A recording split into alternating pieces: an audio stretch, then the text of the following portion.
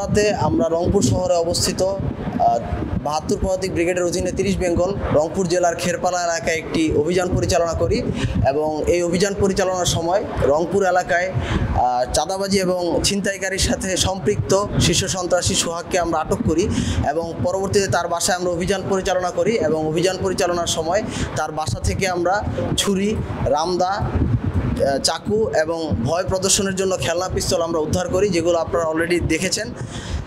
আর পরবর্তীতে আমরা এই সোহাগের কাছ থেকে তথ্য নিয়ে রংপুর এলাকার আরেক শীর্ষ সন্ত্রাসী দুকু নামে একজন সন্ত্রাসীর বাসায় অভিযান পরিচালনা করি, তবে তাকে ধরা সম্ভব হয়নি। বিশ্বমানের থার্মিক্স রড, সালাম স্টিল থার্মিক্স, দেশের একমাত্র থার্মিক্স রড। উল্লেখযোগ্য যে রংপুর এলাকায় সোহাগ এবং তার গ্যাং ঈদুল আজহা পূর্ববর্তী এবং পরবর্তী সময় ছিনতাইকারী এবং চাঁদাবাজি কার্যক্রম পরিচালনা করে আসছিল। তো যেহেতু তাকে আমরা আটক করেছি, তো আমরা রংপুরবাসীকে আমরা আশ্বস্ত করতে চাই যে আপনারা যে কোনো বিষয় অবশ্যই সেনাবাহিনীকে জানাবেন এবং অবগত করবেন। অবশ্যই সেনাবাহিনী এর বিরুদ্ধে দ্রুত অ্যাকশন নেবে।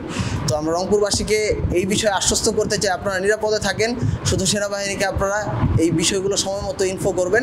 আমরা ইনশাল্লাহ এর বিরুদ্ধে কার্যকরী ব্যবস্থা নেব।